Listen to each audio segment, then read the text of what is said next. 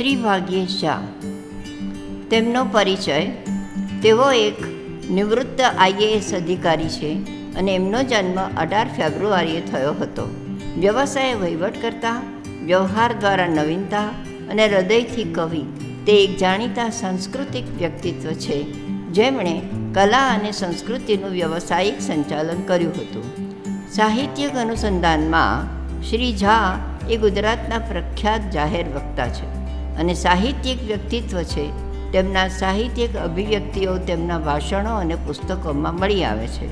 પહાડ ઓગળતા રહ્યા, મીરાની જેમ મને મળજો, ટેલેન્ટને અજવાળે, પાનબાઈ, સંકોરાયેલું મન, આપણા સંબંધ, આ એમના પુસ્તકો દ્વારા આપણને એમનો પરિચય મળે છે.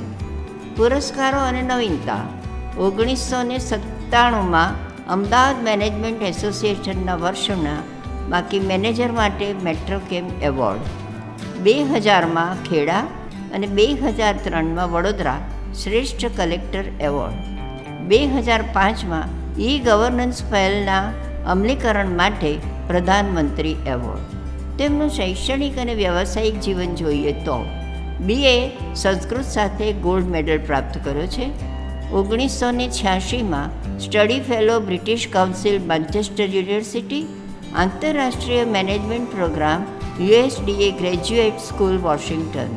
તેઓ કોલમ લખે છે: નવભારત સમયમાં સમયનો પગરવ, નમસ્કારમાં સમયનું સ્ટેથોસ્કોપ, જન્મભૂમિ પ્રવાસી અને કચ્છ મિત્રમાં પણ લખી રહ્યા છે. 1981માં ગોધરા સબ ડિવિઝનલ મેજિસ્ટ્રેટ તરીકે કેરિયરની શરૂઆત કરી અને છેક છેલ્લે 2016માં વિશેષ ફરજ પરના અધિકારી મુખ્યમંત્રી કાર્યાલય તરીકે ફરજ બજાવી હતી. એમનું માનવું છે કે જીવન બે ભાગમાં વહેંચાયેલું છે. ભાવના અને તર્ક બંને એકબીજાના પૂરક છે. ભરપૂર સંવેદના એ માનવીનું મૂળભૂત એટલે કે બેઝિક પ્રેરક બળ છે. એમનું એક સરસ જ કુટુંબ ભાષાની વાત છે કે તેઓ કહે છે કે ગુજરાતી મારી મા છે, હિન્દી મારી માસી છે, સંસ્કૃત મારી દાદી છે અને અંગ્રેજી મારા પડોશમાં રહેતી વિદેશી વિદુષી નારી છે. આમ તેઓ કહે છે કે ભાષણ આપી શકે એટલું ઇંગ્લિશ તો આવડવું જ જોઈએ, પણ નરસિંહ મહેતાનું વૈષ્ણવજન પણ એટલું જ આવડવું જોઈએ. ઇવ સંપૃક્તૌ વાગર્થઃ પ્રતિપત્તયે જગતઃ પિતરૌ વંદે પાર્વતી પરમેશ્વરૌ. સૌ ગુજરાતી સાહિત્ય ફોરમના સભ્યો, કોકિલાબેન, રિંકી, અલકાબેન અને બધા ઘણા ઓળખીતા છે, વિષ્ણુભાઈને, સૌને મારા પ્રણામ, સૌને જય શ્રી કૃષ્ણ. આપણે બહુ સરસ સમયમાં મળી રહ્યા છીએ. કોરોના આમ જઈ રહ્યો છે કે રોકાવાનો છે એ બહુ વિચિત્ર અમદાવાદના મહેમાન જેવો છે, કંઈ ખબર પડવા દેતો નથી. પણ એક વિશિષ્ટ સમયમાં આખી મનુષ્ય જાતિ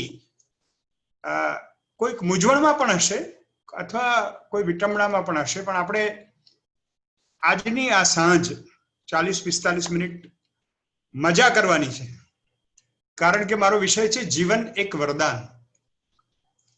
હવે વરદાન જેને મળ્યું હોય એ માણસ આનંદમાં રહે, અને જેને અભિશાપ મળ્યો હોય એ માણસ ઉતરેલું મોં, મને ખબર નથી એ કેવું હોય, કારણ કે હું ને મારા વાઈફ બે તો હસતા જ રહીએ છીએ, અને મારો સંબંધ પણ એવા લોકો સાથે જ છે જે હસતા રહે.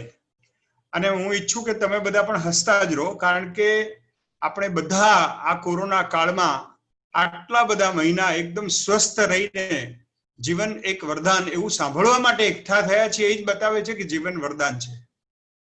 નહીં તો બધા ઘણા બિચારા અત્યારે એટલા ટેન્શનમાં હોય છે, કશું ના થયું હોય એમને પણ ટેન્શન છે. They have a fear of infection, fear of death. માણસને ફિયર ઓફ ફેલ્યુઅર હોય.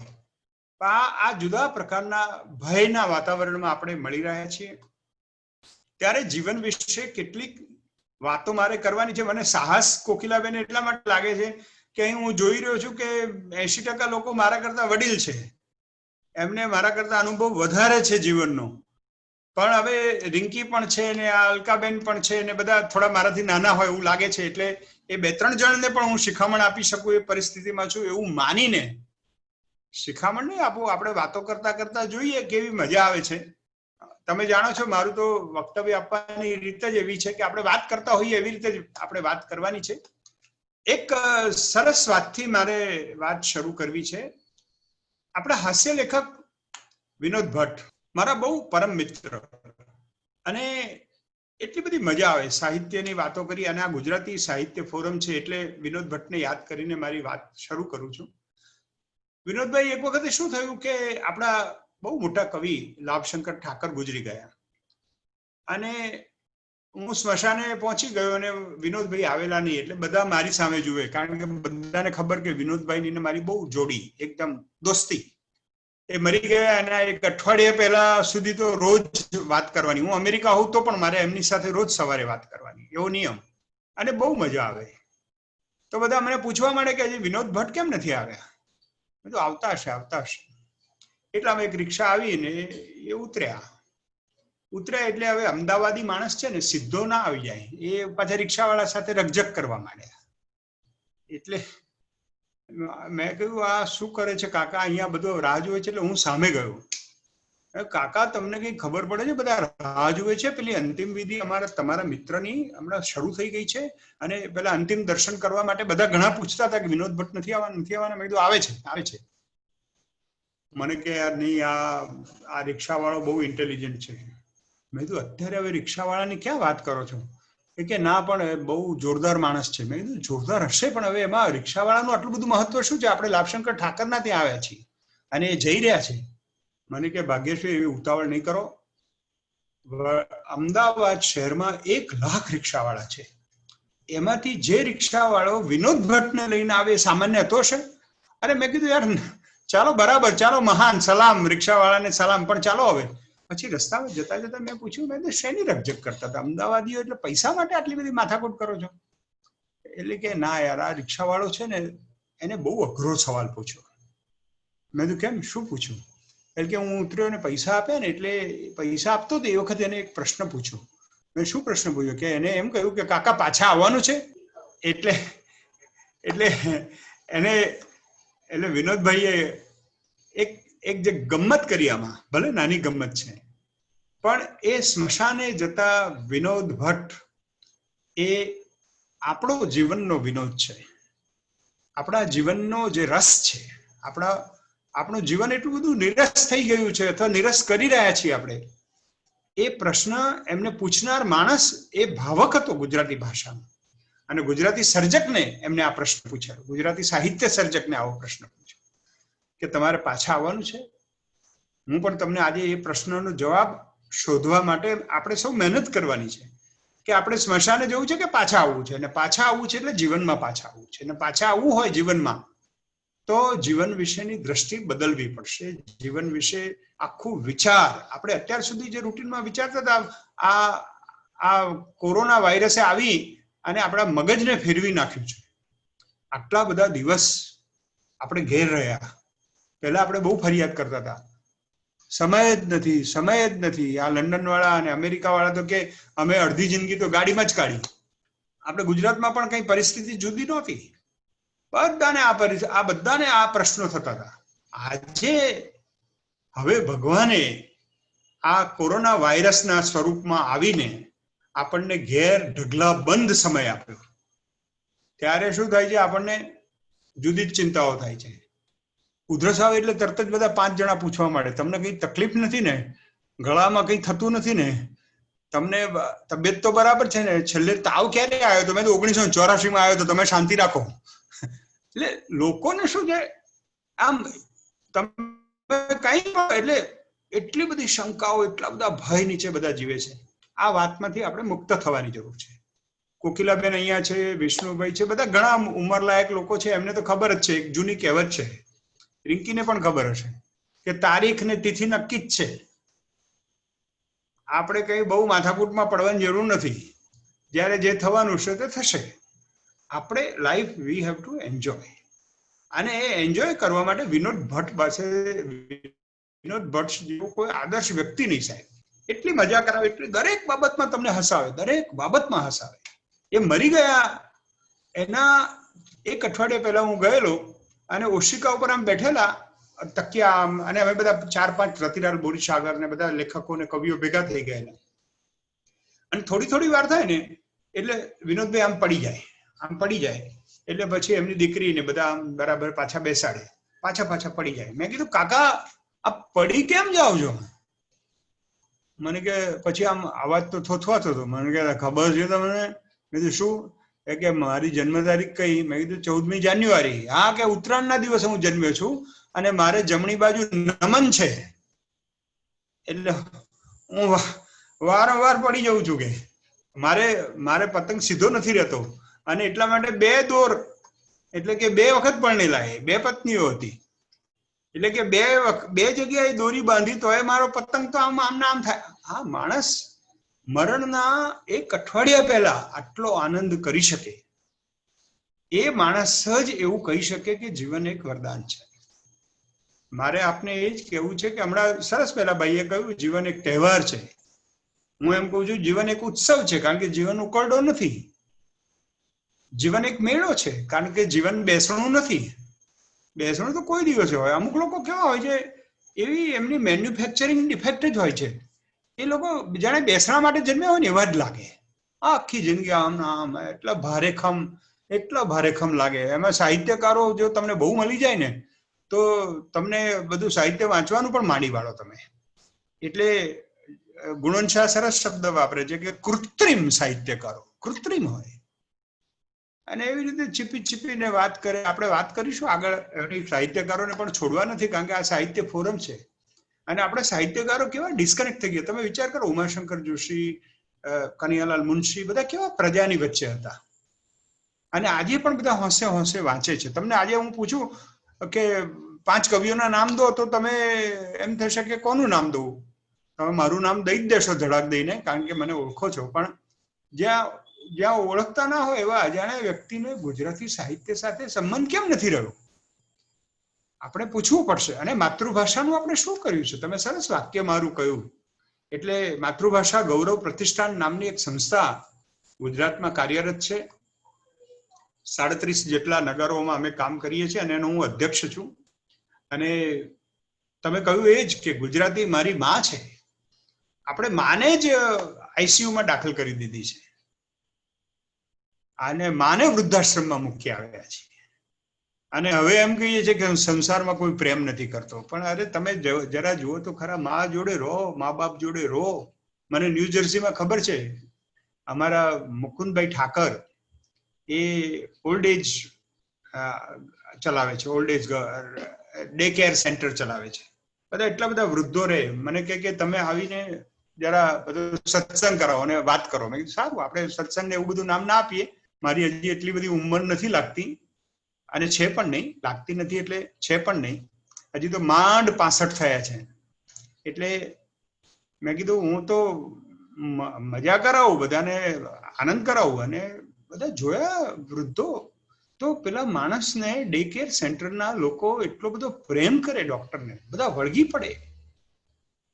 તો આ જે તાકાત છે આપણી પ્રેમ કરવાની, એ બતાવે છે અને એ આપણને એશ્યોરન્સ આપે છે કે આ જીવન એક વરદાન છે. આજે મારે તમને જીવન એક વરદાન છે એના કેટલાક બિંદુઓ, કેટલાક વિચારો તમારી સમક્ષ મૂકવા છે. પહેલી વાત તો, આ જગતમાં બાકીનું બધું પ્રોગ્રામ છે. આપણે કમ્પ્યુટર સાયન્સના જમાનામાં જીવીએ છીએ, આર્ટિફિશિયલ ઇન્ટેલિજન્સના જમાનામાં જીવીએ છીએ. બધાને પ્રોગ્રામ કરેલા છે.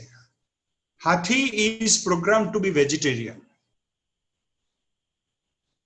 સિંહ is programme to be non vegetarian. આ બધાને કંઈકનું કંઈક છે. તમે જુઓ, બધા કેળું હોય તો કેળાના છોડમાં કેળું જ ઉગે, કાઢેલું ના ઉગે. એક માણસને કંઈક જુદી વસ્તુ છે. માણસને પ્રોગ્રામ નથી થઈ શકતો, કારણ કે પ્રોગ્રામ બનાવનારું બ્રેઇન ભગવાને આપણને આપ્યું છે. ભગવાને ઘણી વખત શું છે કે એવી વસ્તુ આપી દે આપણને. દાખલા તરીકે પંખી છે તો પંખીને પાંખો એટલે જે પીંછા આપે છે એટલે શેના માટે આપે છે કે એનું ટેમ્પરેચર જળવાઈ રહે, એટલા માટે પંખીને પાંખો આપીને પીંછા આપ્યા. પણ એને સરસ પીંછાનું બધું કરીને ઉડવા માંડ્યું. એક નાનકડી ઈચ્છા શક્તિ એનામાં પણ રોપી દીધી. આપણી પાસે બહુ જબરજસ્ત તાકાત છે. મને યાદ આવે છે, હું વડોદરા હતો અને હું અહીં વડોદરાના બધા બહુ જ છે એટલે હું કહું કે વડોદરા આવવું ને અને વડોદરાને મળવું એ મારા માટે આમ પિયરમાં જવા જેવું હોય છે. હું એક વાક્ય વારંવાર કહું છું કે હું ગાંધીનગરમાં રહું છું, પણ ગાંધીનગરમાં શું છે, વૃક્ષો લીલાછમ છે, પણ વડોદરામાં માણસો લીલાછમ છે. એટલે વડોદરામાં આવવું બહુ ગમે છે. કેટલા વર્ષ થઈ ગયા મને, 2005માં મેં વડોદરા છોડ્યું, પણ આજે 15 વર્ષ થયા, એક પણ મહિનો એવો નથી ગયો, ઇવન કોરોના વાયરસના સમયમાં પણ એક પણ મહિનો એવો નથી ગયો કે હું વડોદરામાં કોઈને કોઈ વિષય ઉપર બોલ્યો ના હોઉં. આવું વડોદરા છે, આ વડોદરાનો પ્રેમ છે. તો મને ખબર છે, હું કલેક્ટર હતો ત્યારે એક વૈષ્ણવ કુટુંબમાંથી ફોન આવ્યો મને કે સાહેબ એક વિનંતી કરવી છે. મેં તો કહો કે અમારો દીકરો છે ને એ વિદેશ જઈ રહ્યો છે અને તમે સંસ્કૃતના વિદ્વાન છો, તમે કલેક્ટર છો એ ભૂલી જાઓ, તમે સારા બ્રાહ્મણ છો, બરાબર, અમને બહુ ગમો છો, તમે અમારે ઘેર આવો. મેં કીધું કેમ? એટલે કે જરા પૂજા રાખી છે, જો તમે જમો તો બહુ સારું, પણ ના જમો તો કઈ વાંધો નહીં, પણ તમે આવો અને અમારા દીકરાને વિદાયના 2 બોલ કહો ને તમે આવો. મેં કીધું સારું, હું આવીશ. હું ગયો, થોડો નાસ્તો કર્યો ને પછી બધા પૂજાના રૂમમાં એકઠા થયા. બધા રડતા હતા. થોડા એ સમય જરા એવો હતો કે હવે તો અમેરિકા જવું આવું આમ જરા અપડાઉન જેવું છે, બરોડા જેવું કદાચ હેરાન થવા એટલે શક્ય ના બને. અત્યારે એવું છે કે ન્યૂ જર્સી જઈ શકાય પણ બરોડા ના જઈ શકાય, એવી પરિસ્થિતિ છે કે આપણને અહીંથી તો ફ્લાઇટ મળી જાય પણ ત્યાં તો પોલીસ બધે તપાસે ને આ કરે. જો કે અહીંયા એરપોર્ટ ઉપર પણ એટલી જ તપાસ થાય છે. પણ એટલે અમે ગયા ને બધા બેઠા હતા અને પછી દાદીમાં રડતા હતા અને દાદીમાને મેં કહ્યું કે બા હવે તો આવું બધું રાખવાનું નહીં, ફોન બધા એવા સરસ થઈ ગયા છે અને બધું રોજના રોજ વાત થશે ને આમ તેમ, અને તો આપણા સ્વપ્ન સાકાર કરવા હોય તો દીકરા દીકરીને તો વિદેશ મોકલવા જ પડે. આવું બધું કઈ બોલ્યા અને પછી ચાંદલો કર્યો એમને. અને પછી દાદીએ એક વાક્ય બોલ્યા, વૈષ્ણવ હતા ને એટલે કે બેટા તારે 2 વસ્તુ નહીં કરવાની. એટલે કે શું? એટલે કે એક તો દારૂ નહીં પીવાનો અને નોનવેજ નહીં ખાવાનું. આ વાક્ય તો બરાબર એટલું જોરદાર બોલે, પિન ડ્રોપ સાયલન્સ હતું. છોકરો 94% લાવેલો એન્જિનિયરિંગમાં, એને સહેજ માથું ઊંચું કરી અને દાદીને જવાબ આપ્યો ને એ જવાબ મને બહુ ગમી ગયો, અથવા મને પ્રશ્નાર્થ ચિહ્ન લાગ્યો. એને કહ્યું કે આઈ વિલ ટ્રાય, હું ટ્રાય કરીશ. પ્રોમિસ ના આપ્યું. એ આઈ વિલ ટ્રાય એટલે શું? મને તે દિવસથી જીવન વિશેની દ્રષ્ટિ બદલાઈ કે આપણી પાસે આઈ વિલ ટ્રાય નામનું વાક્ય છે દરેક માણસ માટે. કોઈ એમ કે ભાઈ તમે 5 વાગે ઉઠવાનું રાખો ને સવારે. હમણાં એક સ્વામીજી મને વાત કરી કે એક ઘેર જઈને મેં બધા છોકરાઓને ભેગા કર્યા કે 5 વાગે ઉઠો, બધા 5 વાગે ઉઠીને કસરત કરો, આમ કરો તો જીવનમાં કશું નહીં થાય, આમ તેમ. હવે આજની પેઢી રાત્રે 2 વાગ્યા સુધી વોટ્સઅપ ને આ તે બધું જોયા કરે અને સવારે 9 વાગે ઉઠે કે 8 વાગે ઉઠે.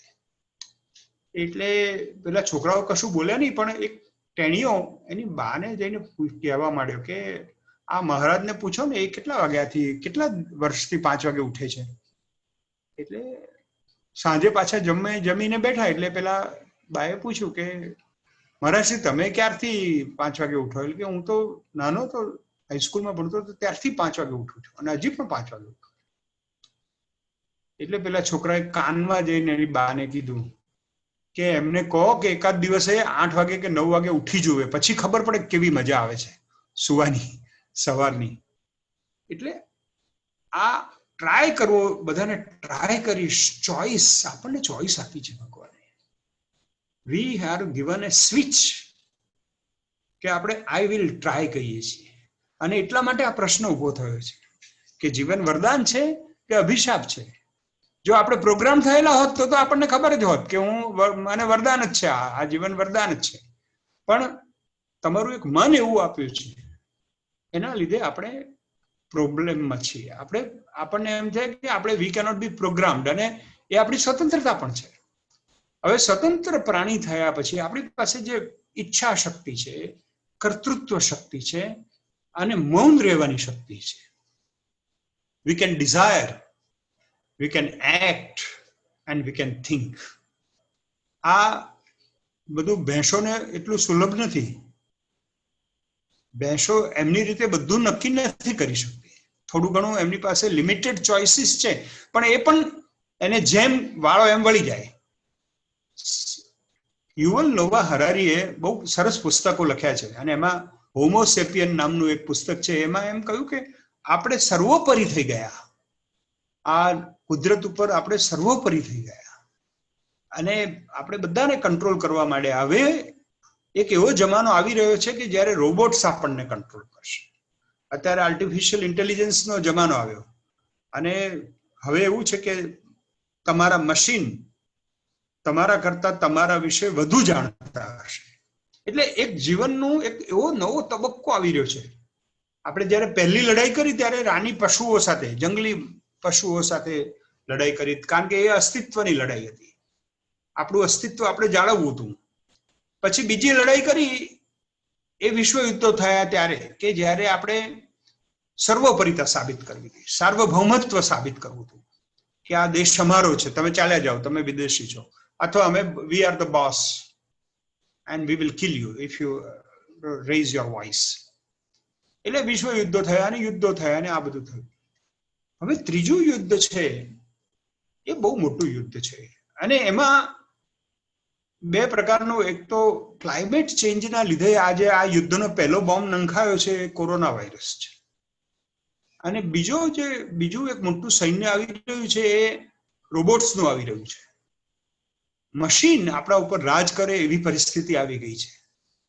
આજે કોકિલાબેનની પેઢીને તો ખબર છે, અને અમારી પેઢી પણ થોડી આંખ ને ઘડિયાળ શીખેલા અમે, અને ફટાફટ હજી પણ ગણતરી કરી શકીએ છીએ. આમ આમ આમ આમ ગણિત કરવું હોય તો કરી શકીએ, ઉઠા ને આ દોડ્યા ને એવું બધું શીખેલા છીએ થોડું ઘણું, અને મેથેમેટિકલ માઇન્ડ છે. આજે નવી પેઢીને તમે સરવાળો, બાદબાકી કે ગુણાકાર કરવો હોય તો એ કેલ્ક્યુલેટર વગર કરી નથી શકતા. એટલે ધીરે ધીરે માણસની જે શક્તિઓ હતી ને એ હણાવવા માંડી છે, એ અદ્રશ્ય થવા માંડી છે. એટલે આપણને જે કેટલાક વરદાન મળેલા ને એ આપણે ભૂસવા માંડ્યા છીએ. એટલે મારે આ સાંજે તમારી સાથે આ વાત શેર કરવી છે કે વરદાન આપણને મળ્યું છે, આપણે એને ભૂસી શું કામ નાખીએ છીએ? આપણા મગજમાં ખૂબ તાકાત છે. મને તો ત્યારે આશ્ચર્ય થયું જ્યારે હું ગંગેશ્વરાનંદજી, સ્વામી ગંગેશ્વરાનંદજીને મળ્યો. સ્વામી ગંગેશ્વરાનંદજી જન્મથી પ્રજ્ઞાચક્ષુ, જન્મથી અંધ. મને એ ખબર નથી પડતી કે માણસ અંધ હોય તો ક્યારે વાંચ્યું છે. એમને ચારે વેદ મોઢે, બધા ઉપનિષદ મોઢે, બધા મહાકાવ્યો મોઢે. હું જ્યારે સંસ્કૃતનો અભ્યાસ કરતો હતો TYBAમાં, તો મારા પ્રોફેસર ભગવતી પ્રસાદ પંડ્યા, એમની સાથે હું એમના દર્શને ગયો. ગીતા મંદિરમાં રહેતા હતા, સાદા લોખંડના પલંગમાં, કોઈ સગવડો પણ નહીં. આમ અત્યારે તો તમે સામાન્ય માણસને પણ ગજબ બધી સગવડો મળે છે. ત્યાં ગયા એટલે હું આમ અંદર એન્ટર થયા અમે, તો મારા પગરવના અવાજથી, મારા પગની આહટથી ગંગેશ્વરાનંદજી ખૂણામાં, એમનો ખાટલો પડેલો મોટા હોલમાં, ખૂણામાંથી બોલ્યા કે ભગવતી, ક્યા તેરે સાથ કોઈ બચ્ચા આયા હૈ, યંગ આદમી આયા હૈ, ले आओ ले आओ. એમને પગની આહટ ઉપરથી ખબર પડી ગઈ કે આ માણસ, કોઈ યંગ માણસ મને મળવા આવ્યો છે. પછી તો હું મળવા ગયો, બેઠા, પગે લાગ્યો, હાથ ફેર્યો માથા ઉપર એમને, અને કે પૂછો. એટલે મને પંડ્યા સાહેબે કહ્યું કે તમે કોઈ પણ શ્લોક બોલો અને અડધો છોડી દેવાનો, અને અડધો શ્લોક એ પૂરો કરી આપશે. કેટલી યાદ શક્તિ, ગજબ યાદ શક્તિ. એટલે આવા તો આંખો વાળા લોકોને પણ ના હોય, અને આંખો વાળા લોકો, મોદી સાહેબ છે અમારા, એમને કેટલું બધું યાદ રહે. અહીંયા મુખ્યમંત્રી હતા ત્યારે મને ખબર છે કે 2014ના ઇલેક્શન પહેલા જાન્યુઆરીમાં, એટલે જાન્યુઆરીમાં અમે કોઈ એક પ્રસંગે સાથે મળ્યા, ત્યારે મેં કીધું સાહેબ હું આમાં આપને કંઈક કહું, આ વ્યક્તિ વિશે કોઈ વાત કરું. એટલે એ મને કે આપણે આ અંગેની વાત થઈ ગઈ છે. મેં તો આપણે ક્યારે થઈ? એટલે કે 2003માં તું કલેક્ટર હતો ત્યારે આપણે બે ગાડીમાં સાથે બેઠા હતા, ત્યારે તે જે વાત કરી હતી એમાં કોઈ એડિશન કરવાનું હતું કે? એટલી યાદ શક્તિ, વિધિન એ મિનિટ રિટ્રાઈવલ પણ થાય. તમે વિચાર કરો, એટલે આ જગતમાં પણ એવા લોકો છે. તો આપણને એવું શું થઈ ગયું કે આપણને આપણો ટેલિફોન નંબર પણ યાદ નથી, આપણને આપણું ઘરનો નંબર. ઘણા લોકો તો એમ બધું એટલું, મને તો બહુ વિચિત્ર લાગે કે ઘણા લોકો તો આમ પોતાને કંઈક બોલવાનું હોય તો બધું બહુ જ લખવું પડે, બહુ જ વાંચવું પડે, બહુ જ પેલું કરવું પડે. એનું કારણ કે તમે ક્લેરિટી સાથે કામ નથી કરી શકતા, તમે મેડિટેશન સાથે કામ નથી કરતા, અને એટલા માટે આપણે આપણી મનની શક્તિઓ ગુમાવીએ છીએ. આપણા મનને બહુ તાકાત આપી છે.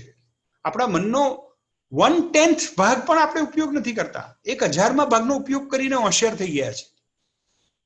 તમે મનની શક્તિ જેટલી ખોલશો એટલું તમને ખબર પડશે કે કેટલી બધી તાકાત છે મનની.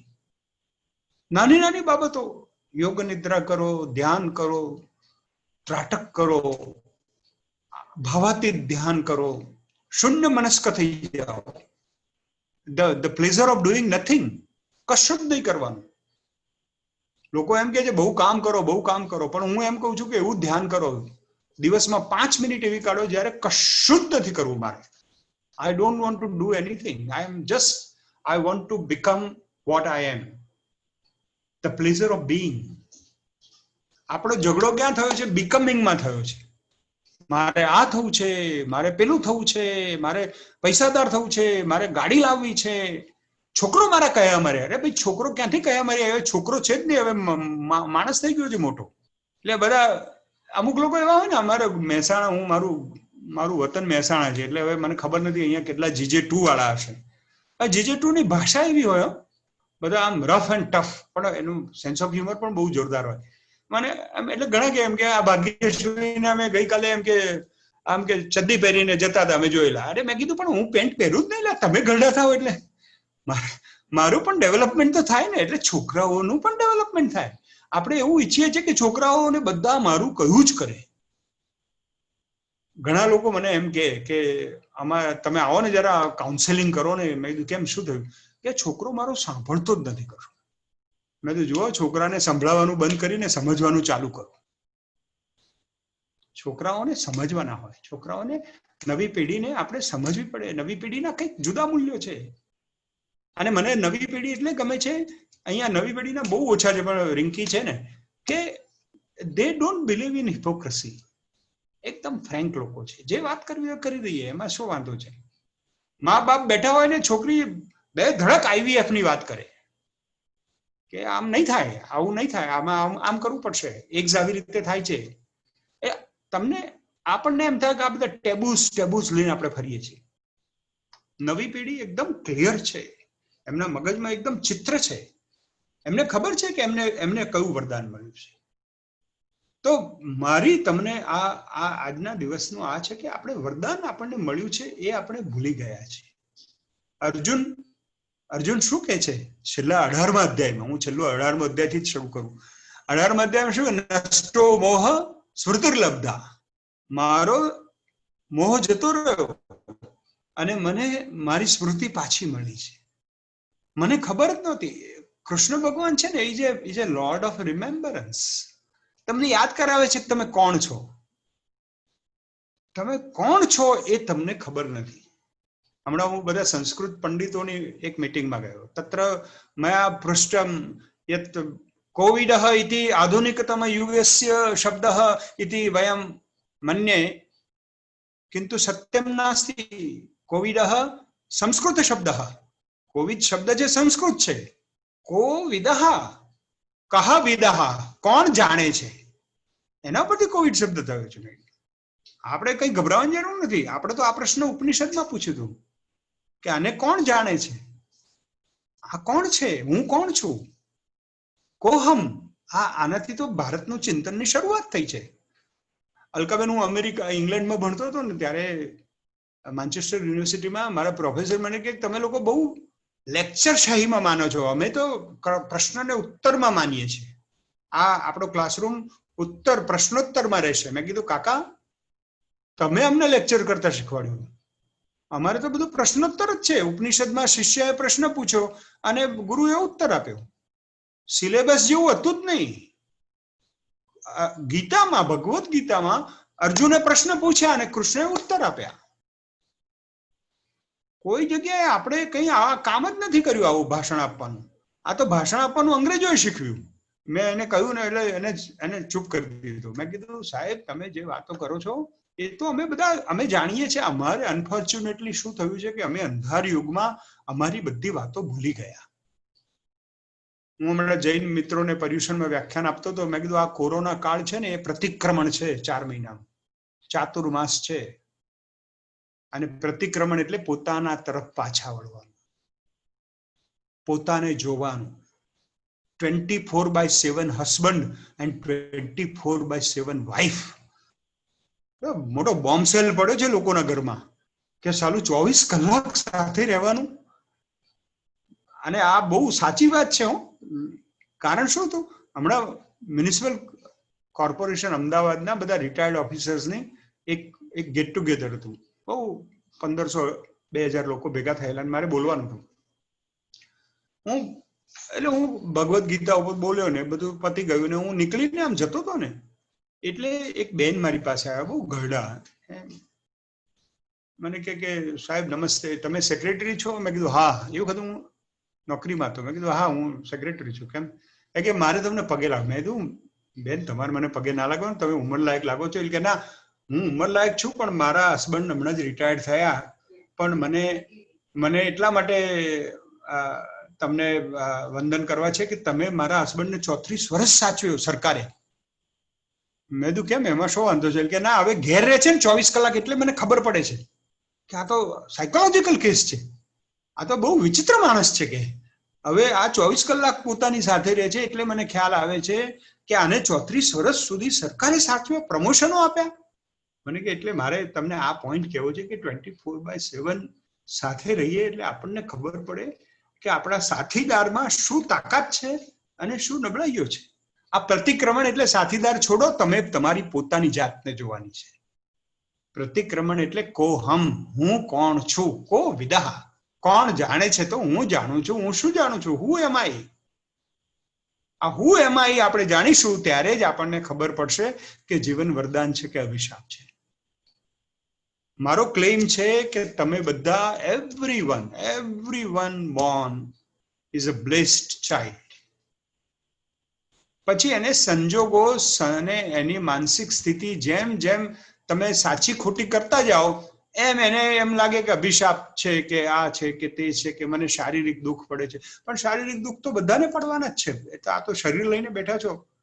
અને ગીતા જો મારે એક જ શબ્દમાં કહેવાની હોય તો હું એમ કહું માં શુચઃ. કૃષ્ણ ભગવાને એક જ વાત કરી કે શોક ના કરતું, કોઈ વાતે શોક ના કર. ગતાસુંશ્ચ નાનુશોચંતિ પંડિતા. પંડિત લોકો જીવતા માણસો અને મરેલા, કવિતાની ભાષામાં કીધું છે ને. ગતાસુંશ્ચ એટલે જેના પ્રાણ જતા રહ્યા છે તે અને જેના પ્રાણ જતા નથી રહ્યા તે, એ બંને વિશે પંડિત લોકો ચિંતા કરતા નથી.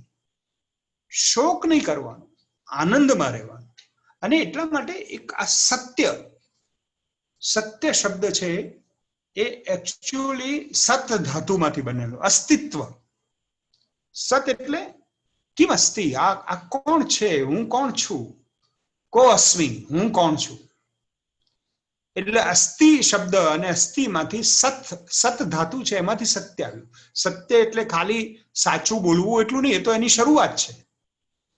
સત ધાતુ નહીં પણ સત્ય એટલે વ્યાપક સત્ય, જે ઈશોપનિષદમાં કહ્યું ઈશાવાસ્યમિદમ સર્વમ યત કિંચિત જગત્યામ જગત તેન ત્યક્તેન ભુંજીથા મા ગૃધ કશ્ય સિદ્ધનમ. આ ઉપનિષદની શરૂઆત થાય છે. આ આખું આ અસ્તિત્વને આપણે સમજવાનું છે. પેલી વુહાનની બેન ચીનમાં ગમે તેમ બિહેવ કરે તો નહીં ચાલે, કુદરત સહન નહીં કરે. હવે તમે બધાને ખાઈ જાઓ, ચામાચીડિયાને ખાઈ જાઓ, સાપને પણ ખાઈ જાઓ. આ એક બેલ વાગ્યો છે, એક વેકઅપ કોલ છે આપણા માટે, માણસ જાત માટે. અને નો બડી કેન બીકમ ઇરરિસ્પોન્સિબલ. તમે આફ્રિકાના જંગલમાં હો કે ચીનમાં હો, તમારા લીધે અમારો ગામડાનો માણસ મરી જાય છે, સુરતમાં રોગ થઈ જાય છે, ન્યુયોર્કમાં લોકો મરવા માંડે છે, લંડનમાં બધા મરવા માંડે છે. આ તમે એક વેટ માર્કેટમાં ચામાચીડિયામાંથી ઉભા થયેલા આ વાયરસે કેવું કર્યું? હું તો એવું કહું છું કે ચામાચીડિયાની ચીસ એનું આ ભાવાંતર છે, ભાષાંતર નથી, જીવાંતર છે.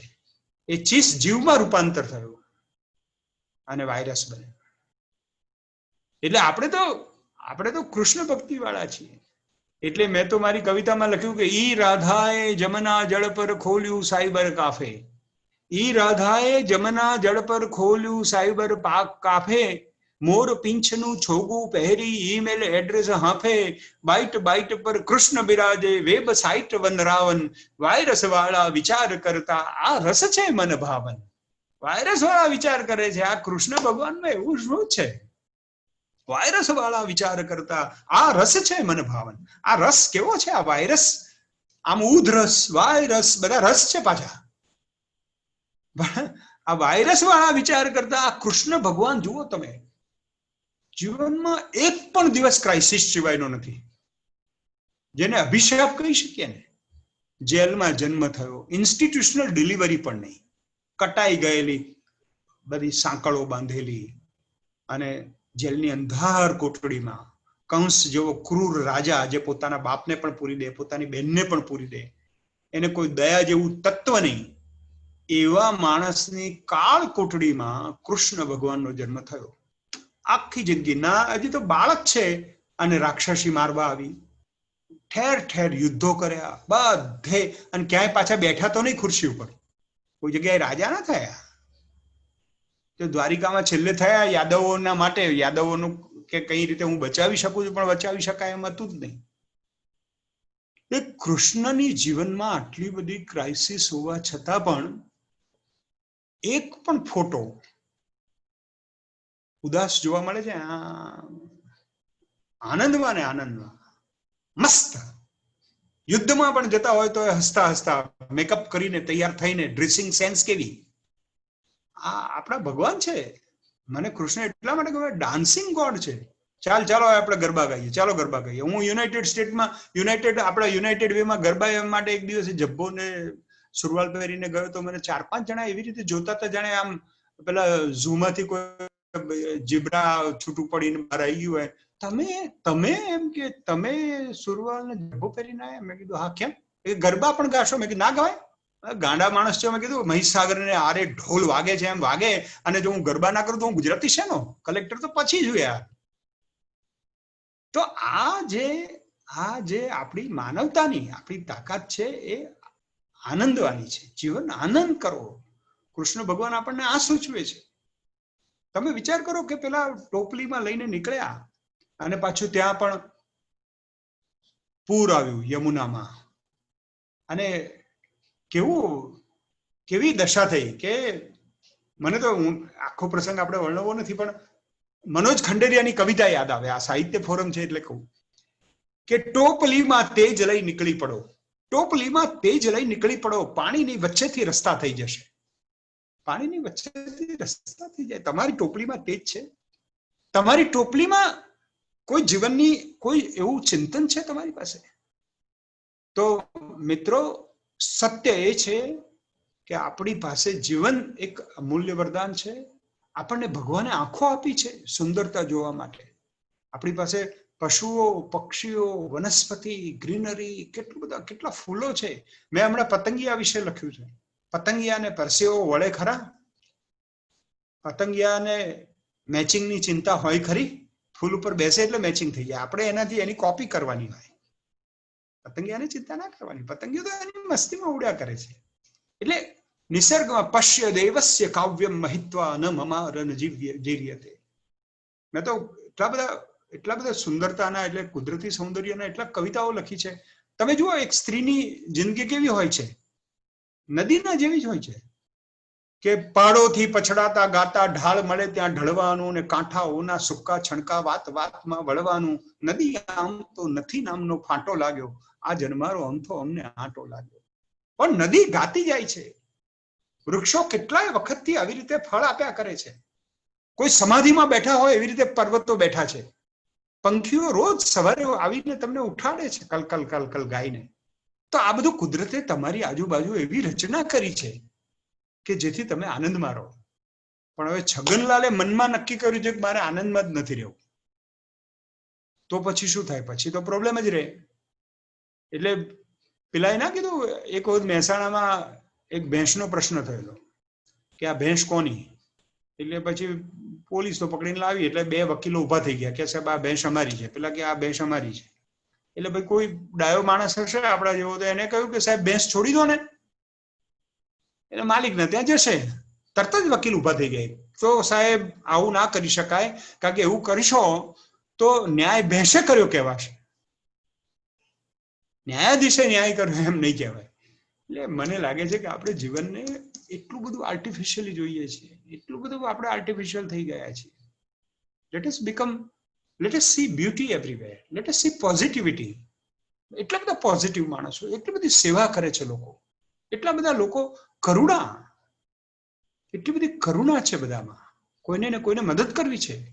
સવારે ઉઠે એટલે એમના મનમાં એક ખંજવાળ આવે કે મારે આજે કોને મદદ કરવી, મારે આજે કેવી રીતે મદદરૂપ થવું સમાજને. આવા લોકો છે. આવા લોકોના દર્શન કરો, આવા લોકોને મળો.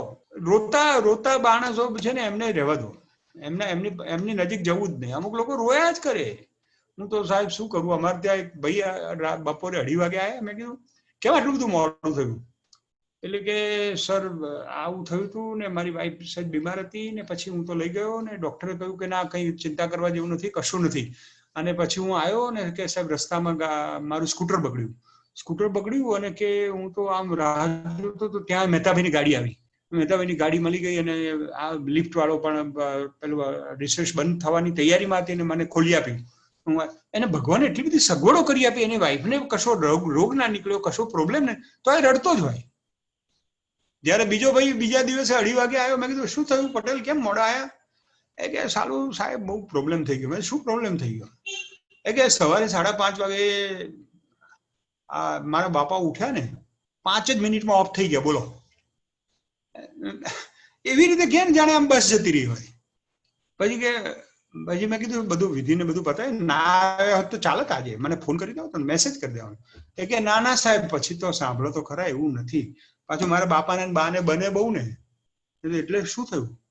બા બહુ રડતા હશે તો તમારે નહોતું આવવા જોઈએ. કે ના એવું ના થયું સાહેબ. મેં તો શું થયું? અરે 6:30 બા ઓફ થઈ ગયા. પણ એવી રીતે વાત કરે જાણે દાદરો ઉતરતો હોય. એટલે માણસને એવી જીવનને એટલું બધું હળવાશથી લઈ શકે, નેચરલી લઈ શકે. એવું આપણે એવું નથી કહેતા કે માણસને દુઃખ તો થવું જોઈએ, માણસને દુઃખ થાય પણ ખરા, પણ દુઃખ થાય તો રડી પાડો. પાબ્લો પિકાસો કહેતો હતો ને કે 15 દિવસે એક વખત રડવું જોઈએ અને દિવસમાં 15 વખત હસવું જોઈએ. કશું ના હોય તો એકદમ પેલું એવું કરું પિક્ચર જુઓ, રડો. એટલા બધા પિક્ચરો હોય છે રડવાના, તો રડવું આવતું જ ના હોય. કારણ જો કે વાઈફ હોય, પાડોશી હોય, સગા હોય, એટલે રડવાની સગવડ તો રહે જ. પણ તેમ છતાં પણ ગમે ત્યાંથી આર્દ્ર રહેવું, વહેતા તો રહેવું, પણ આનંદમાં રહેવું. આપણો આનંદ ઝૂંટવાઈ ના જવો. જે માણસ આનંદમાં રહે છે એને જ ખબર પડે છે કે સત્યમ શિવમ સુંદરમ. સત્ય એટલે હું કોણ છું એ, સુંદર એટલે મારી આંખોથી મારે સારું જ જોવું છે, અને શિવ એટલે મારા મનને તન્મે મનઃ શિવ સંકલ્પ મસ્તુ. મારું મન હંમેશા શિવ સંકલ્પ વાળું રહે. હું શિવનો વિચાર કરું, હું કલ્યાણનો વિચાર કરું, હું ભગવાનનો વિચાર કરું. મોરારી બાપુ સરસ વાક્ય કહે છે કે આપણે ઈચ્છીએ એવું જો મળે તો માનવાનું કે હરિની ઈચ્છા, હરિની કૃપા. અને આપણે ઈચ્છીએ એવું ના મળે તો હરિની ઈચ્છા. આપણને કૃપા મળી કે ઈચ્છા મળી, જે મળી એ હરિની છે. બહુ એનો ટેન્શન નહીં કરવું. છેલ્લે મૂળદાસનું એક સરસ ભજન છે, એની પંક્તિથી મારી વાત પૂરી કરીશ કે અનુભવીએ એકલા આનંદમાં રહેવું રે, ભજવા પર બ્રહ્મને કોઈને કાંઈ ન કહેવું રે.